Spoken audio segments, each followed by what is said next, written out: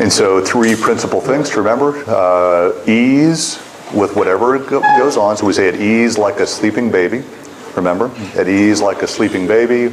And then make the commitment to remain still in an observing mode of attention. So we say still like a mountain. At ease like a what? Sleeping baby. Still like a mountain. So go ahead and make that commitment. That means if there's going to be an itch, that you don't what? Mountains don't scratch. Okay, mountains don't what? Fidget. Okay, they're okay with blizzards. They're okay with forest fires. They just remain what? Still. That kind is what we're looking for. That you can remain in this posture. So if you're not in one of those, you're already in pain, it's probably not the right posture for you. Right? Because now you're just going to be a militant mountain. We don't want a militant. Mountains aren't militant. They're just still. And they're what? At regardless of what's taking place on their surface, right? At ease with, even if what's taking place is a forest fire, a landslide, the mountain what? Is still. And so it's like, at ease like a sleeping baby, still like and alert. So what's your alertness energy, your awareness, the golden retriever energy, everybody? What's it like right now? And realize that your mind has a dimmer switch. Go ahead and turn it down and up, get a sense of what that's like, that you are responsible for your energy level. It's not the time of day, it's not the caffeine, it's not your age. Turn it up. Illuminate your mind. Illuminate awareness, please. Go ahead and turn it up, but I want you to get a sense. Go ahead and then turn it down, dim it, and then turn it back up, please. Come on, go back and forth a few times. I want you to get a sense of this. You don't need to move it too fast, but I do want you to get a sense of what it means to illuminate your mind and to illuminate awareness and to dim awareness. And it has nothing to do with caffeine or the time of day. That you can do this. And if you need help, physical help, you can open your eyes. Although I would prefer for this brief meditation session that your eyes are open. All right? Our eyes are closed if you can. But if necessary, open them. But if necessary.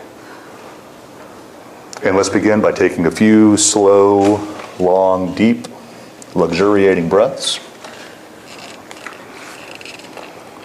These first few parts of the session are just getting the body and the breath stable to the best of your ability.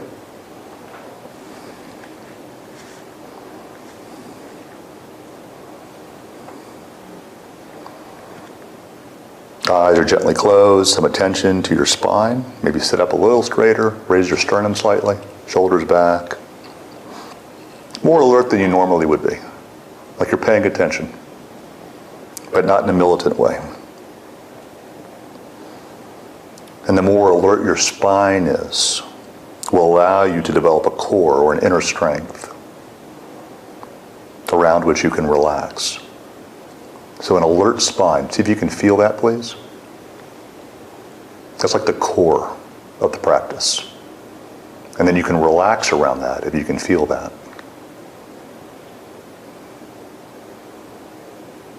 That part we want to be alert and strong. Everything else relaxed around it. Like your spine is supporting your weight. That you're not using your muscles to remain erect. But the spine is keeping you like that. Maintaining your stability. And then the breathing happens around the spine. Your elbows are out away from your ribs. You're not in any way inhibiting your breath. If you're in a chair, you don't use the back of it unless you have a medical need to do so. So uninhibited breathing, please.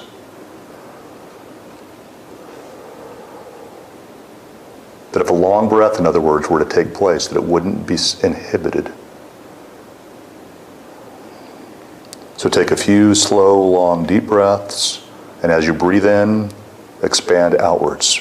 It stretches the rib cage, the back of the rib cage, and then as you exhale, allow whatever is possible to relax around that core of the spine, please.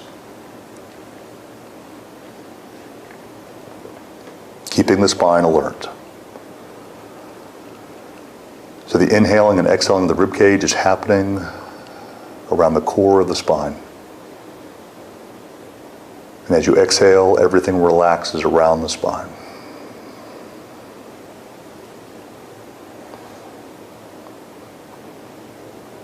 As you exhale, allow the belly to be soft. Some people don't realize that they're holding their belly, they're bracing themselves against the world, against themselves. Just let it hang forward and down, please. As you exhale, allow the belly to be soft. And then as you exhale again, see if you can soften the muscles of your face. Let the skin and the muscles hang off the bones of the face, please. You can unfurl the brow, release the temples, the jaw, but alertness is still high. It's a strange thing I'm asking you. I'm asking you to be totally relaxed but alert. See if you can feel that, please. That's the correct balance. The spine is alert, awareness is alert, illuminated, but the body is relaxed. It's almost like you're in a lucid dream.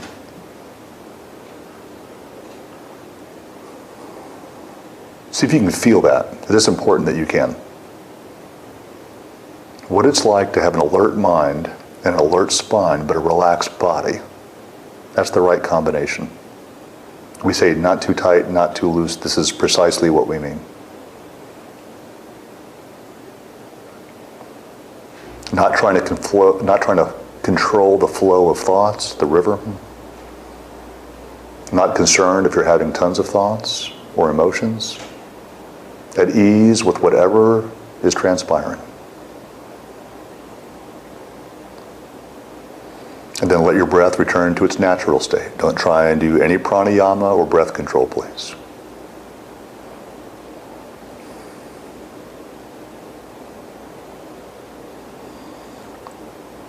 And then scan through your body.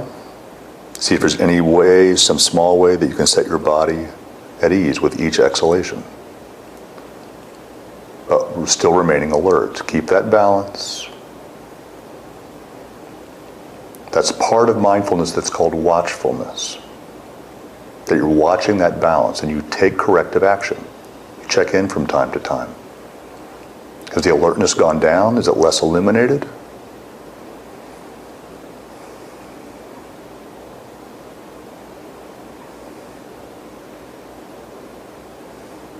Is my spine alert? Is my body relaxed? Watchfulness, please. Am I in the stream or an observer, an awaring of the stream?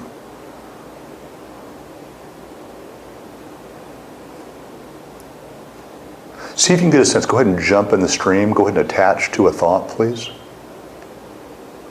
Just one of the big thoughts of today.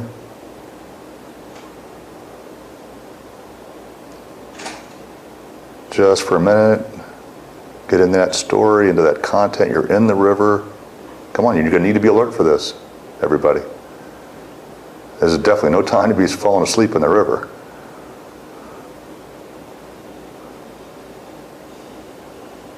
Okay, now go ahead and imagine like you're shaking it off. Don't move your body. Now get out and just be aware now. Let the river keep moving. No judgment, please. And turn the corners of your lips upwards slightly if you have managed to do that. Come on, give yourself some acknowledgement like, okay, I can feel that now. I was chasing thoughts, I was engaged in them, and now I've stepped out, and I'm aware that that happened. Please say to yourself now as a training, thinking.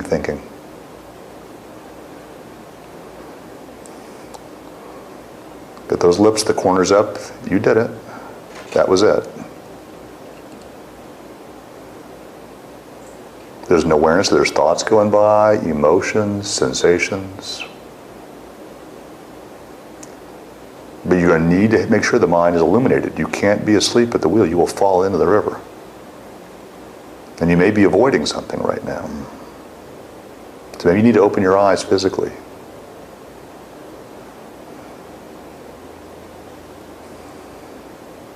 Okay.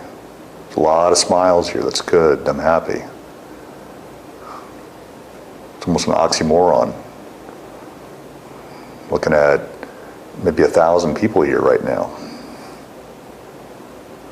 1,000 smiling Western people? It's like, when does that happen? Who aren't accomplishing anything? Not striving? That's quite the accomplishment, actually. To not be chasing. To not be selfing. What's it feel like not to be the subject? But aware that there is a subject.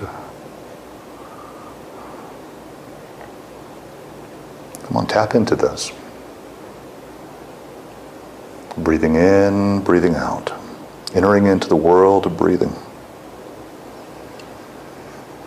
Into the world of the body and the way your body is experiencing breathing. There's an awareness of that. Are you aware of that?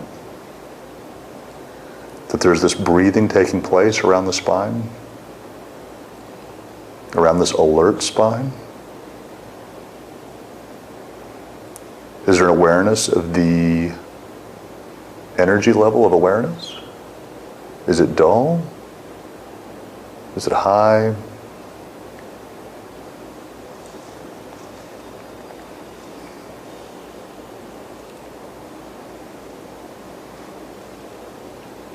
And it's okay that the thoughts and the concerns are there. The breathing is in the foreground of awareness.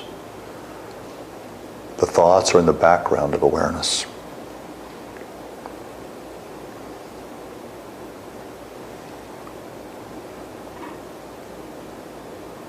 Notice how the inhalation feels different than the exhalation. In awareness. Not as you as the breather. Just notice how the breath, the inhalation feels different than the exhalation. As a matter of awareness. Just an observation, please. Without you needing to do anything about it. Or make a judgment about it.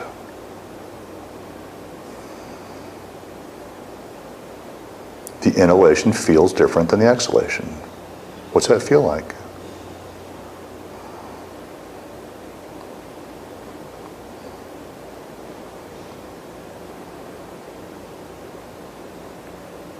And allowing the thoughts to just drift by in the recess, in the background of your mind, in the background of awareness. And the foreground, the breathing in and breathing out around the spine. That we're not trying to get rid of anything at all.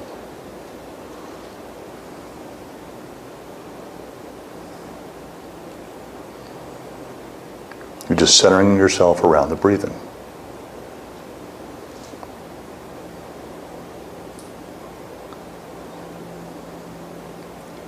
And if you fall into the river, that's okay.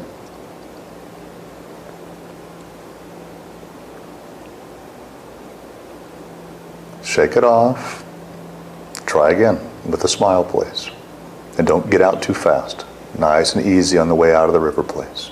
Don't jerk out. And no judgment, please. And when you get out, make sure you turn your lips back up again. Give yourself some praise. That's what that smile means. It's like praising. Good boy, good boy. You don't say that, but that's what it's like. When you get out and you catch yourself, that's mindfulness. Then turn your lips up. That was it. Very soft, easy approach to practice.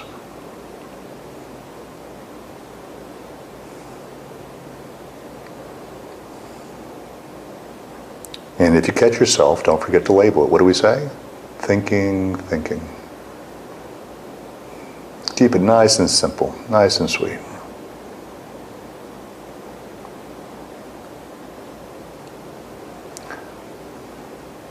With awareness, how would you say on a 0 to 10 basis, how fast that river is moving right now? What do you observe? Don't try to change it. Don't no judgment.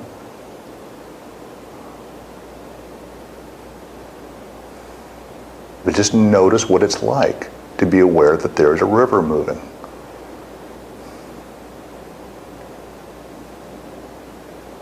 The awareness isn't moving, but the river is.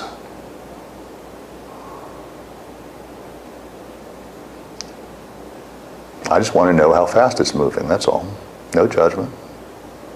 And it's okay that it's moving that fast.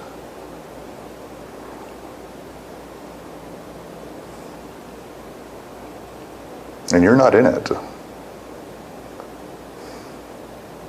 What's that feel like, not to be in it?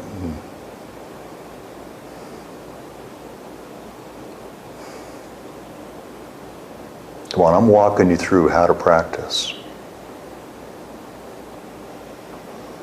You got this.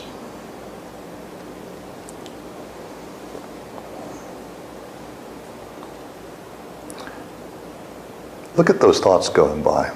Let's switch frames of reference from breath to thoughts. Look at those thoughts going by.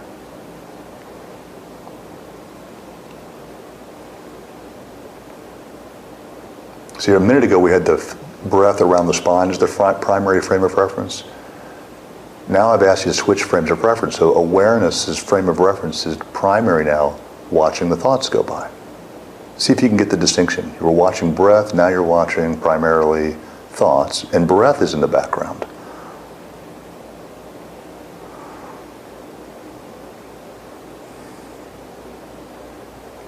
So I told you you're going to need a high level of alertness for this. Believe me now, right?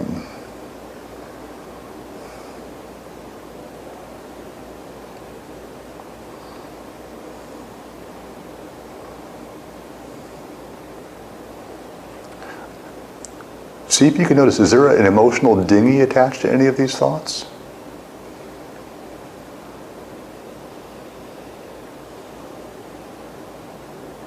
Just watch, just notice.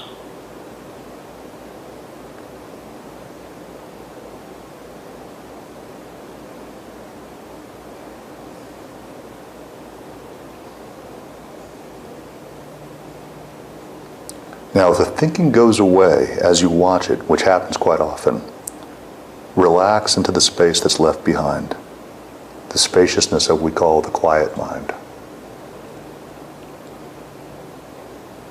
If all of a sudden there's no boats, no emotions in the river, if that should happen, relax into that, but with an alert relaxation, with an alert relaxing.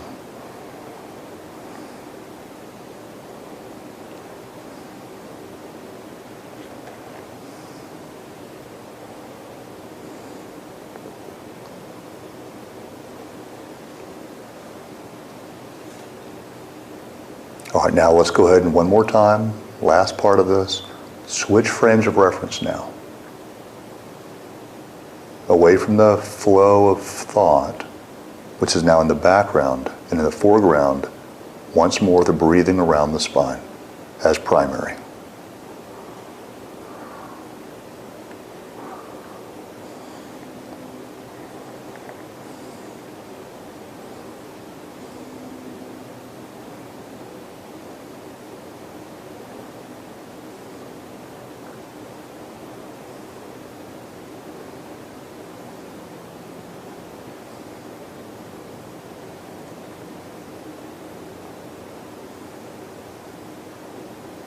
Switch frames of reference one more time, just for confidence.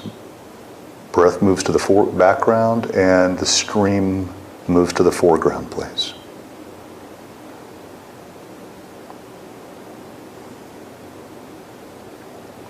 Now I'm going to ask you a question and see what your experience is, please, as we conclude. What would you be experiencing if you weren't thinking?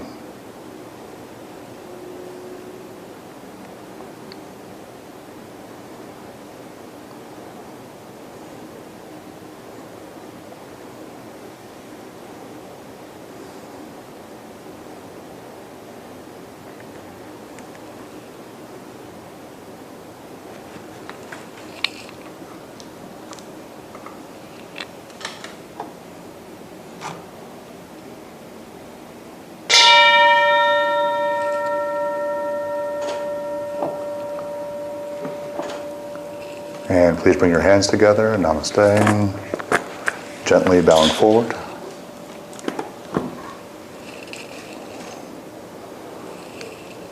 respecting awareness. While it's fresh, please take any notes, things that you acknowledged in this practice that you didn't understand. Try to formulate if you have any questions.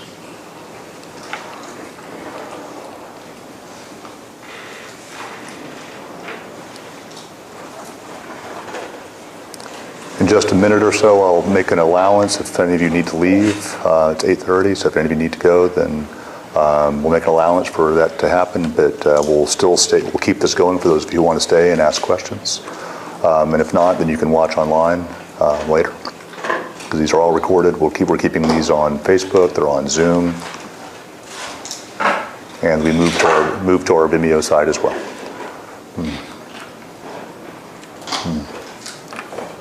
The things you didn't understand, you were listening to me, but you had no idea what I was saying, which is fine.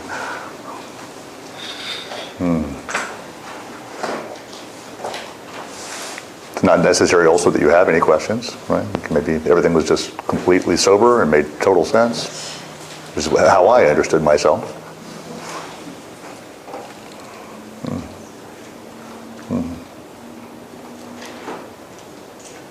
Do you, I have a question. Do you think this is of any practical value to you? Yes. What is that? Would you write down? How is this practical to me? Is it something you could really bring into your life, or is this kind of mystical, like I don't know how I would ever fit this in, I just can't see what, I mean, I don't know. What do you think? Some of you are brand new to this. I mean, Eric, is this practical? I don't know. Is this some crazy stuff from India, and a guy was in a cave in Tibet, I heard. Maybe it made sense there, but in St. Petersburg, really? In a marriage? Could this really be of any benefit, Eric?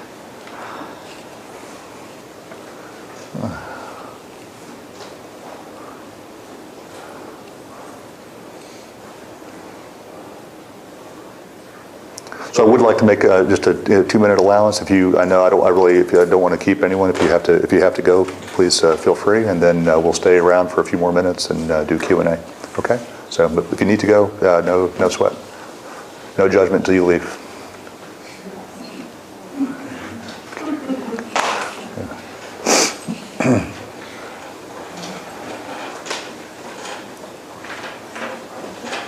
And I know some of you come a long way to be here, so thank you for that.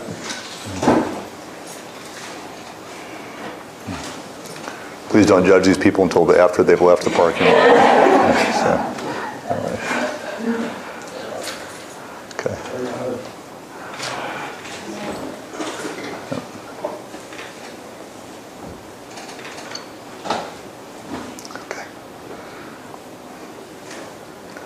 Okay, so for everyone else, so thoughts, questions, observations?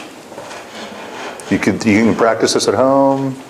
The meditation instructions, as you hopefully you're aware, are on the webpage that we have. So if you look up on the homework assignments, even if you just want to take it as for audit, the meditation assignments, the weekly meditation assignments are there. They're all spelled out for you. They're all in writing. Okay, so we'll try to make it as just fantastically as easy as possible. But and the class notes are posted every week. If you miss, or if you wanted a refresher before you watch the videos again, or you were here and you're like, maybe someone else took better notes than I did, we post class notes. We have the quizzes. We have the meditation assignments. Everything is there for you, and of course the videos are there to watch again. Okay, so anything? Stan? Cravings go on the boats. Cravings, of course. Yeah. The dinghy of craving, of course. Yeah. I mean, what's the thought? I mean, Stan, AA, NA, you've been a sponsor for people, right? So like, what's the boat? What could we call it? What would be one of the passing boats? Wanting to use? Yeah, wanting to use. We'll call it what? Johnny Walker floating by, or what do we call it? Cocaine. Cocaine. Okay, and then what's the dinghy? Craving. Cravings. Yeah. Can you could this be functional like this? You're a sponsor, right? This is interesting, no? I mean, is it really possible to be aware that there is a cocaine dinghy going by with cocaine boat with a craving dinghy going by? Can you imagine? And you could get so skilled at this that you could watch that? And what would be the awareness like that watches? Because that's uneasy, no? Craving and that association. And so when you get a little more practice, not this week, I actually suggest that you put those things in the boat and get accustomed to watching them go by. As a further response to your query. And get used to watching them go by. It's a training. And then you can feel the mind and the body, what's it doing? Leaning. And so it's like leaning into the river, like you're falling, and then you go like this. And you exhale around the spine, relax everything around the spine, because what's craving feel like in the body? Everybody? Come on, you guys know? Okay, now remember, the spine is alert, but the body needs to be what? So with craving or anger, so if you got mad this week, let's go ahead and pretend, what do you do with your body? It leans, like you're leaning into the subject. Go ahead and lean with me, like if you were mad. Okay, go ahead and go like this. All right, you're really upset and you're Italian, so your hands are definitely like, you got it? We good? Everybody? Because let's go practice with me for a second. Now hands up and make the face. Okay, so that was really different. No, keep it for a second. Freeze. Good. Okay, so that's really different than the composed, elegant face and body. So let's go ahead and practice like what we just did, which is, I want to show you how this would work. So relax around the way. Now, what's that feel like? Because we're taking that leaning barometer back to homeostasis now. So come on, let's go ahead and practice. So that's like leading, coming out of the river, isn't it? You feel that? And like relax the muscles of the face, let everything hang off. What about the stomach? You're bracing? Come on. You're angry. What happens to the stomach? Come on.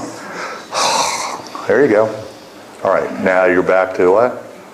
Okay, so your relationship, now we're not saying that the story isn't floating by still. Okay, but what's the awareness feel like that is aware of this now? I'm telling you, there can be ease with what? Yeah, and there can be the boat going by with the emotional dinghy attached, and and we're not trying to get rid of that. We're not trying to repress it in any way. We're actually acknowledging that it's there. Okay, so is that helpful?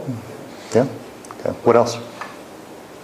Yeah, Katie. I got really hot, and then I started just head bobbing the whole time, and I kept, oh my God, sleepiness, and I open my eyes and smile and try to breathe deeper, and then I'll ruin it again. Okay, if you weren't falling asleep and doing that, what would you feel? What would you be feeling?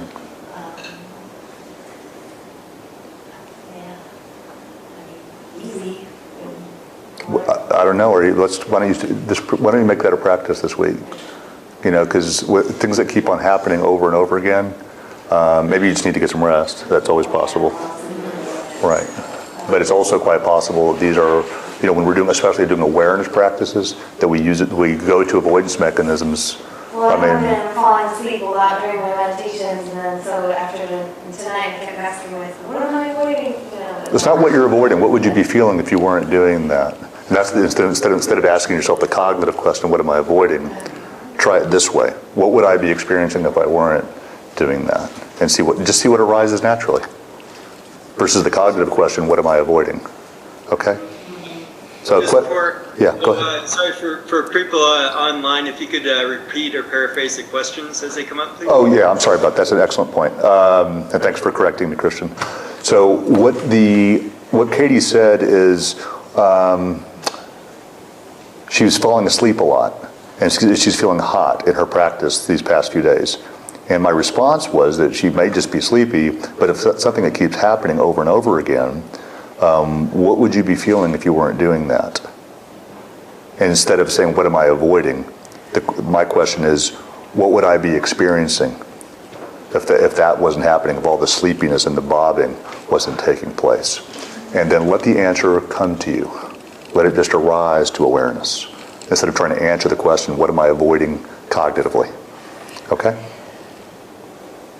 And we've had a lot of discussions lately, so we have some idea there may be something, right? Okay.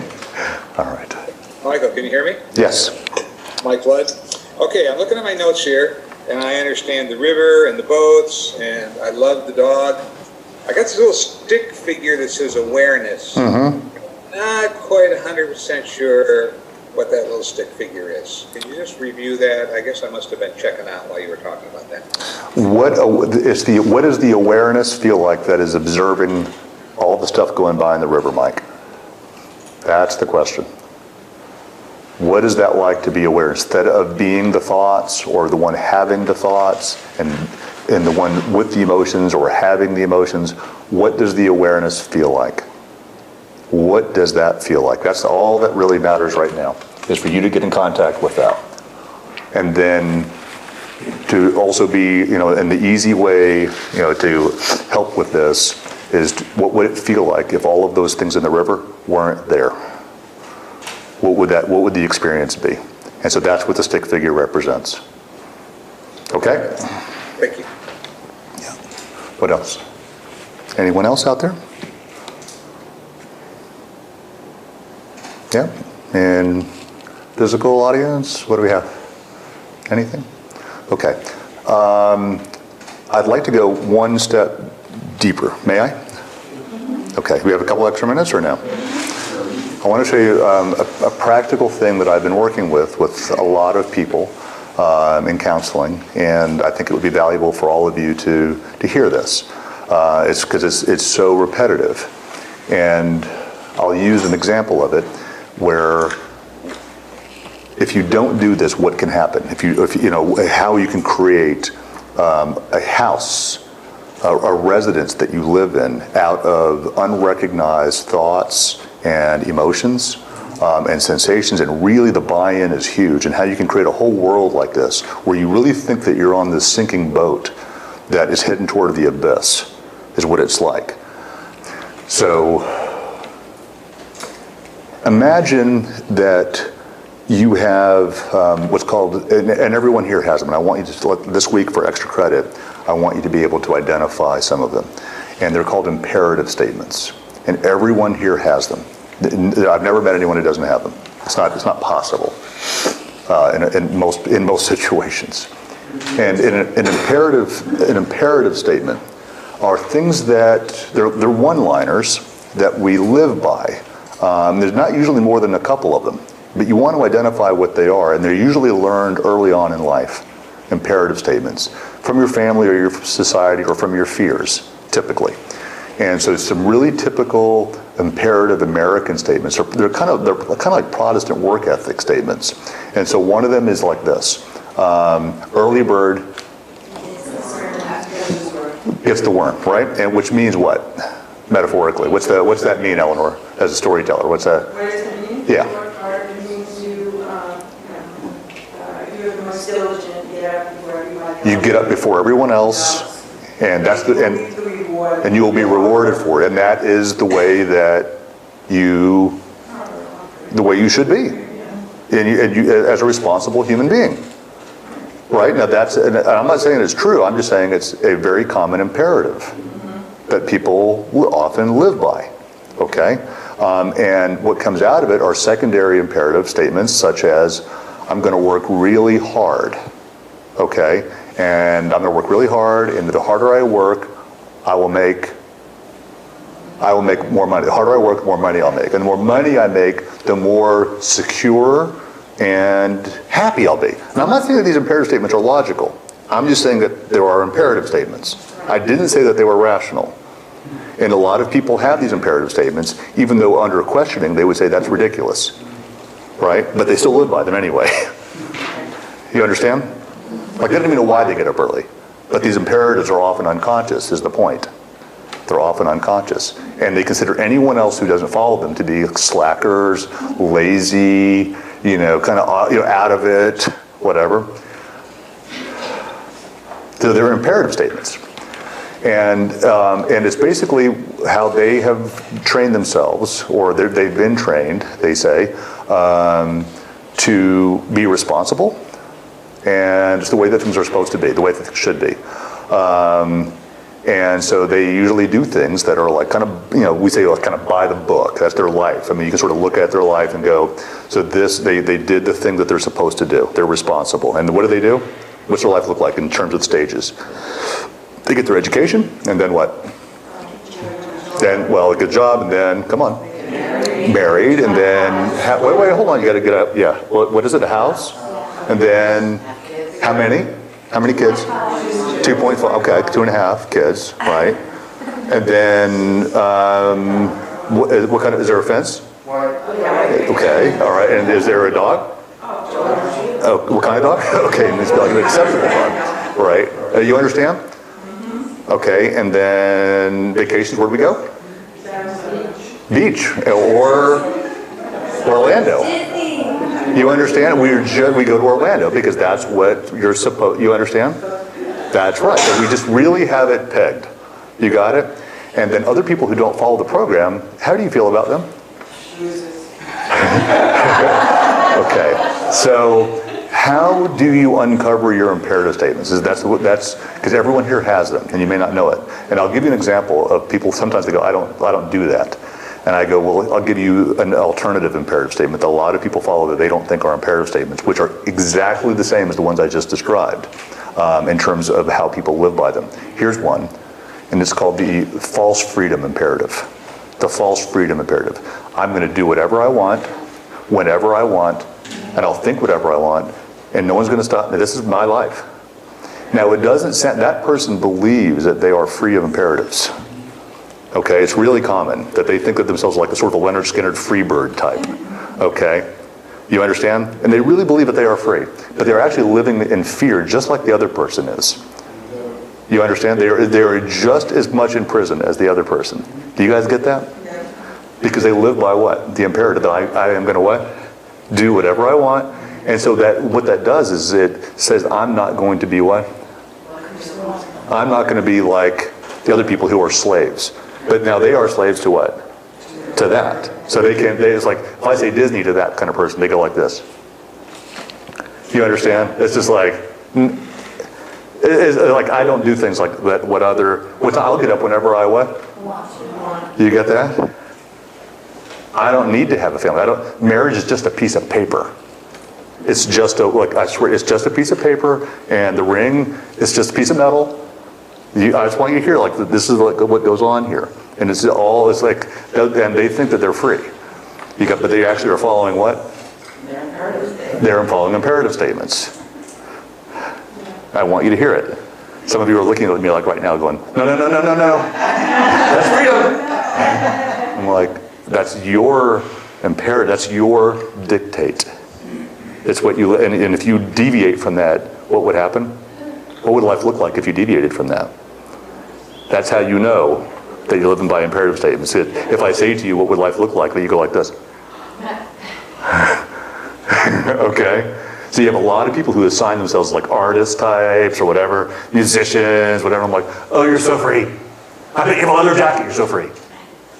You're not looking the image that a free person would look like at all. Maybe even it says freedom on the back, which definitely connotates that you're not living an imperative statement. Maybe you're even driving a what? Not like Peter Fonda did that you copied with a public company called Harley Davidson, which is another public company, just like General Motors is. Sorry. Which is kind of like saying white picket fence. But you missed it. Ooh.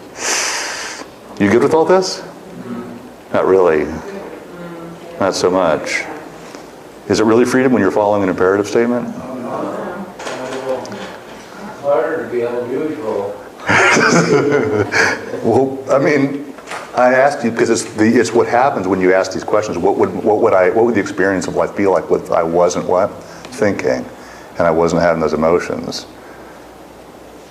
And it's the same thing, and this is like how it plays out in people's lives. Like, what would my life look like without imperatives? And you probably want to know, well, how can I uncover unconscious, early pattern imperatives? And it's really easy. So here's how, okay? What you do is you identify what's called the critical voice. The critical voice. It's really easy, actually, to identify. It's a critical voice that you have. You might affectionately think of it as competition. We call it jealousy, but whatever, you know. The competitive voice, or the critical voice in which you say that or someone else is living a different lifestyle than yours, you're critical of them, okay? And they're, and they're happy, and that's sort of the key. They're happy, and they're not following your imperatives. but they're happy. They have the white picket fence. They look like little clones to you, right? They're just ants marching to Disney, right? And they're happy. So they must really be stupid. You get it? They're just little followers is what they are. They're not free thinkers like me. I don't understand why I'm mad and they're happy. You got it? So, because they're what? It's always critical. And if they're more attractive or they're younger than you, they're like, oh, that's nice that they're attractive, but they didn't really do anything. They were just born. I just want you to hear some pretty typical ones that people say. Yeah, I mean, she doesn't get a lot of attention, but that's because she's pretty, and that's just genetics, and she didn't really do anything. She didn't have a personality like, I had to work on me. You know? It's like, it comes off like this. They're just what? Born that way. Or they just got, here's another one. They're just lucky. They were in the right place at the what? At the right time. Okay? And that's why they get what they get. Okay? It's just, they didn't really, you know, I did everything I was supposed to do. You know, I'm coming up on 50, right? I did the thing. I got the education, and I got the marriage, and I got the kids, and like this person over here, you know what they do? They're on a beach, and they're like painting sunsets and posting them on social media, and they're happy. So like, you know what? They're so irresponsible, aren't they? Like my brother who's like that. He's so irresponsible, and I just feel bad for him. You know, I mean, he doesn't even know where he's going to end up. He's going to be 70 and alone is what's going to happen to him. Unlike me. You know, I'm working hard for what I have. And I have a lot of stuff. And I'm not happy, but I'm pissed off at him. You understand? That's called the critical voice. Now, that is your key to helping you to uncover your imperatives that you live by, is the critical voice. That's how you know. It's when someone else is happy, doing what they love, and or at least they appear that way to you, right? But they're not living by your rules. They're not living by your statements. Parents and their children have all kinds of trouble with this stuff.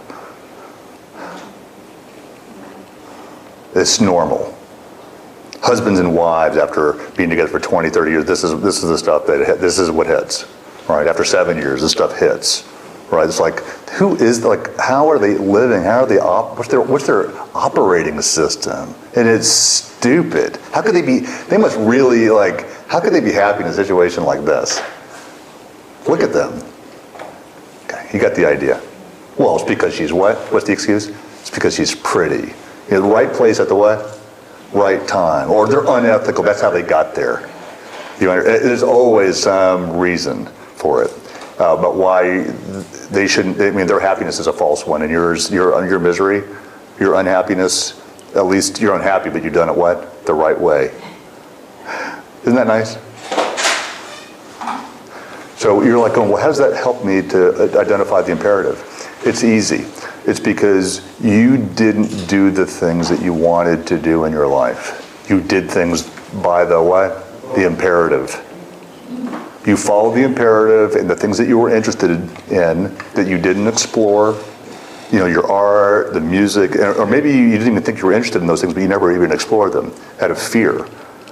Or that maybe you wouldn't succeed, or you wouldn't be good enough, but you did things what? Responsibly. You were always the responsible one. Good for you. Okay, good for you. And so now you find yourself here, right? And you're critical. And do you have anyone in your life that you're critical of? Could you, maybe if they're not sitting next to you, could you write their name down? Let's just go ahead and identify with. Let's just go ahead and identify. Maybe it's your own child, right? Maybe it's your mom. Maybe it's your dad. Maybe it's your brother. Maybe it's a sister, right? Maybe it's someone close to you. Maybe it's your own husband or wife, right? And also, you know, maybe it's you. Maybe you're the one that you have. Maybe you're in competition with yourself. And where you get that one a lot is in what's called a shame or guilt pattern, that you're just not measuring up. And it's not the critical voice toward others, although that can also be there, but the main critical voice is the one that you have that you use against your version of yourself. And that is the one where people identify themselves emotionally. The dinghy is called guilt and sometimes even shame, which is also known as worthlessness. worthlessness. It's an interesting pattern, and I wanted to identify it. And I wanted to identify what typically comes along with it, because it's so common. It's an existential nihilistic statement, an imperative. It becomes people's imperative statement over time. And this is what it sounds like. Nothing matters. As their imperative. Or other people say, what's their pattern, their imperative? Early bird what? Later in life, when people's primary imperatives don't work out, very frequently they become, you know what, nothing matters, as their imperative statement. Or it doesn't matter. Or my favorite one, I don't matter. As their primary imperative statement. They literally wake up in the morning. They wake up in the morning. Things happen. They don't get an invitation to something. Someone doesn't call them. Everything always goes what? They just conclude, what's their primary statement that they say? Doesn't matter. Nothing really, what? You know this? You've heard this before? Not you, but you know people like this? Can you imagine that's your imperative statement? Well, other people's imperative statement is the harder I work, the more money I make. Or some people's imperative statements are, you know what? I'm going to what? Work really hard, and the harder I work, right? And oftentimes people with that particular imperative, the harder I work, the more money I make, the happier or secure I'll be. They're the ones who get to find out, if they get to find out. It's actually almost helpful for them in a way if they never actually succeed with a lot of money, because they always think it could be out there. But a lot of times people get the stuff and they don't feel secure or happy. And that's where that switch in imperative happens. They know their imperative isn't working. Interesting, no? And so a really common one, or they get divorced and they're in midlife, something happens, someone dies, and it's like they start concluding really rapidly. They go existential, they go nihilistic. And their imperative statement they don't catch. And they really relate to it. They're in the stream. Now, do you get it? They're the captain of this boat, and they can't see it anyway. There's like one major boat going by, and the major boat is what? Nothing. What's the name of the boat? SS, nothing matters. Okay. And what's the primary dinghy the emotional dinghy associated with that? Guilt and shame. And then maybe other ones, depression, and maybe anger at themselves. You get that? And just floating by. And everything that they do that's even remotely positive, they'll sabotage rapidly, even within days or hours of starting something that would be positive. They'll sabotage it. Why? Because their imperative statement is what? The imperative statement is inconsistent with anything actually what? Going well. So they'll screw it up. And they don't even know why they do it. They can't, literally, if you ask them, they can't even figure it out. But the imperative statement is what? Nothing matters. And the associated emotion is that I am worthless. And so when I start to do something that proves that I'm not worthless, it doesn't go along with what? Nothing matters. And so they just sabotage everything again. And again, they do it with meditation. And when they do it in meditation right off the bat, I know that this is something that they do elsewhere in their life, because they do it everywhere. And they try to find anything that might work or might help them, which is why I'm bringing it up early. And they'll sabotage it. They'll try to find, this doesn't work for someone like, you get it? You understand why I'm bringing this up right now, right? You started full circle. You started with mindfulness of thoughts. That's right. And these unconscious, subterranean, guiding thoughts that we all cycle in. How about we learn that we can what? Step out. Yeah. And that we are not. And we're not what? And the question is, what would it be like? Because people are scared because they live by their imperatives. And so I'm trying to help you with this class. What do you have? Yeah. And we just gave you an answer tonight. Is there a more body-centered locus? What is that body-centered locus? Yeah. Come on, everyone. What is that body-centered locus? The spine and relaxed what? And the breath around that as the primary locus. That's correct. If you're like flipping locusts when you get away from We're the flipping frames of reference, we say. In Sanskrit, please repeat patana. And then sati patana. That literally means mindful frames of reference. And we did that tonight. We switched from frames of reference to what? Breath to the watching, aware of breathing, aware to what? Thoughts, aware to what? Emotions. And at no time are we those things. There's just awareness of those things. But you are, implied in what I'm saying is that question, there is, when you flip that locus, there is a very strong body-centered awareness. Yes, yeah. When you flip frames of reference, we want there to be at least, a body-centered attention. Correct. Yeah. So what you're saying, if I get it correctly, is that we have an unconscious pattern of what the imperative is, and you... But we can identify that now. Well, what's the easiest way to identify those supposedly unconscious imperatives? What's the easiest way? By identifying the critical voice. So then listen to the critical voice to figure out what your imperative is. And now, hold on, wait a second, because I just want to make sure that you get the connection right there.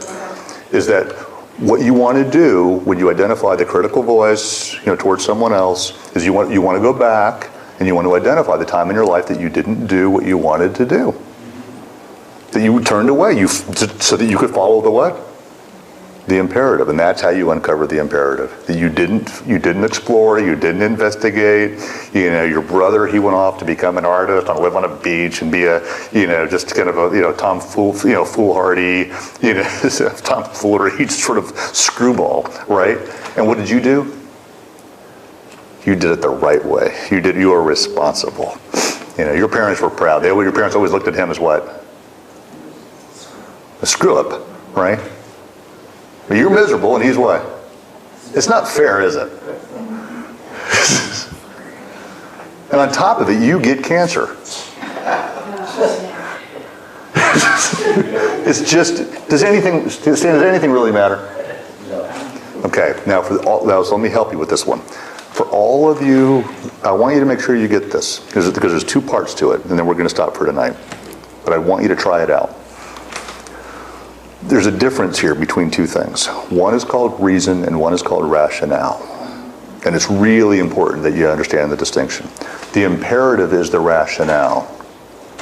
The imperative is the rationale. What's the rationale in this case? Nothing really matters. Now, what is reason? Well, reason is easy. It's all the logical things that you can point to support your rationale.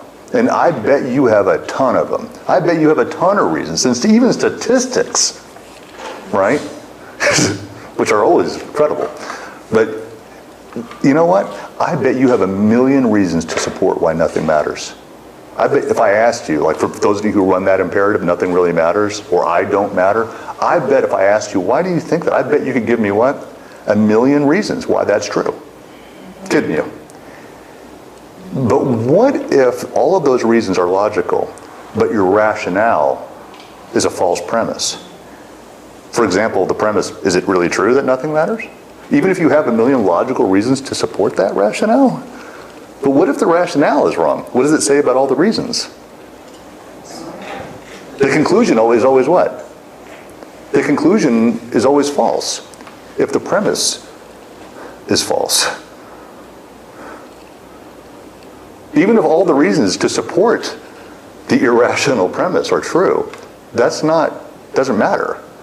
So the question is it true that nothing matters? Is your rationale, like in the same way, could you question the imperative statement that the harder I work, the more money I make, and the more money I make, the happier I'll be? Is that questionable? That litany of imperatives? In other words, is it true that the harder you work, the more money you make? I mean, you look around the world, is that true? No. All of my friends who have tons and tons of money, they all have something in common. I mean by tons of money, like when I was in banking, the minimum entryway to our bank was 25 million liquid, and that was 1994. Now, all of those people, I can tell you, they all had one thing in common. They never lived by this imperative, that the harder I work, the more money I make. They had the exact opposite imperative, which is if you're working really hard, you don't make much money. It's all the people who are working really hard that don't have a lot. They all live by that. That was how they knew they were on the wrong track. They were working really hard. So they knew that wasn't true.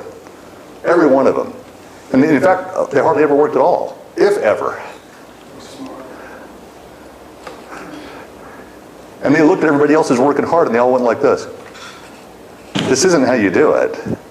So is it true that the harder you work, the more money you make? No. That's highly questionable, isn't it? Is it really true that the more money you have, the more secure you are? No. Is it really true that the more money you have, the happier you are? See, but do you have a lot of logical reasons to support your theory, your imperative? Do you have a lot of, for those of you who run the imperative, nothing really matters, do you have a lot of really good evidence politically right now to support your statement? You could really look at the political landscape, right? The societal landscape, guns, violence. You could really look and you go, you know what? It's really true. Nothing really what? You could really come up with, I mean, some pretty logical reasons, but is your rationale, is the premise, is that accurate? So if you want to know the answer to that, it's really easy. How could you show that that doesn't make any sense? Because every time that you say nothing matters, my question to you is, how does that feel? Existentialists, nihilists out there? How does it feel when you say nothing matters? Because you say, if nothing really matters, then why so depressed? Doesn't make sense. If nothing really matters, then you might want, I mean, why not just be happy? Why does every time that you say nothing matters, do you go down to nihilistic depression and anger? Why are you always wearing black? Riding a skateboard and listening to goth music, you know, and thinking about suicide if nothing really matters. It doesn't go together. If nothing really matters, then why so depressed, silly? Apparently, when you say nothing matters, it looks to me like it really matters. So I call your bluff, existentialists and nihilists. I think you're being irrational.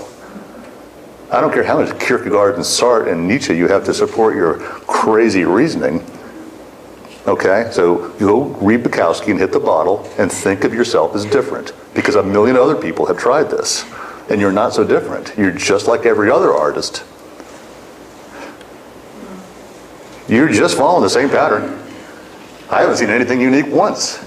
And all my artist friends who tell me, when I go to their funerals, and their friends tell me, you know, she may have seemed like the creative type, but you didn't know the demons they faced. I'm like, oh God. It's so boring.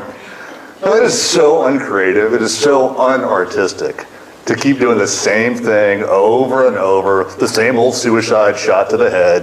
Oh, please. The same old drug addiction with a needle hanging out. Ah! Grow up and look at the imperative. The question is it true? Is it true that if nothing matters, then why the needle hanging out of your arm?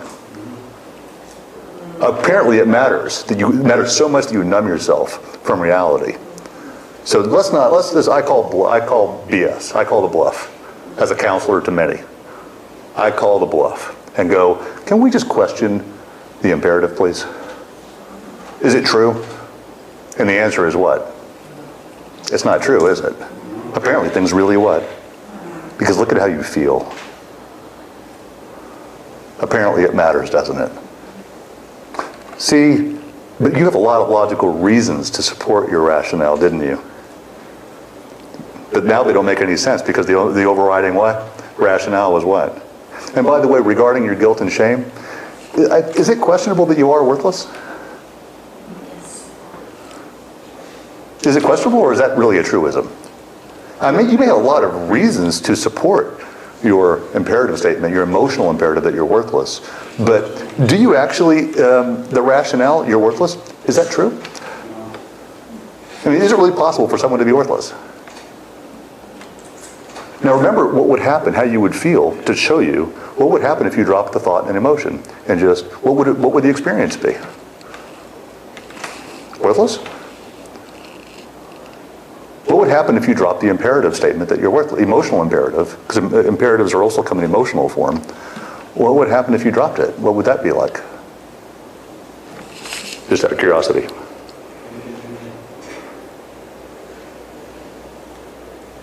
Oh, I think you actually wrote down that awareness feels what? What did you write down? Spacious. And what? Peaceful and what? Oh, that's what it would be like if I stopped living by irrational imperatives and if I stopped living by emotional imperatives. Oh, look at that. This mindfulness thing could be really good. Could you imagine someone taking medications for their imperative statements? I'm just saying, could you imagine such a person? Not you, but could you imagine such a person out there? Could you imagine that?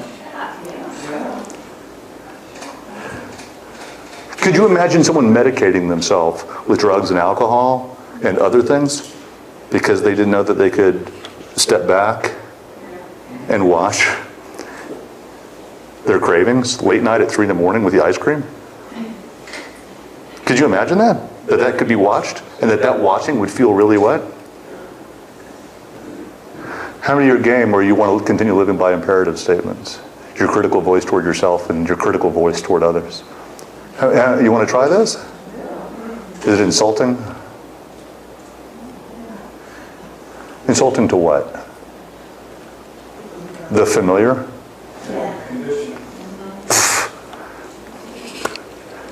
By this merit, may all obtain mercy. This is what I'm here for. May all obtain omniscience. May defeat the enemy, wrongdoing, from the stormy waves of birth, old age, sickness, and death, from the ocean of samsara. May I free all beings. Yeah. Yeah. That's what you're here for, right? Not to live by what? Imperative statements. False imperatives. Be well. Yeah. Love you. Yeah. Thanks for staying later. Hopefully it was worth it. Yeah. Thank you.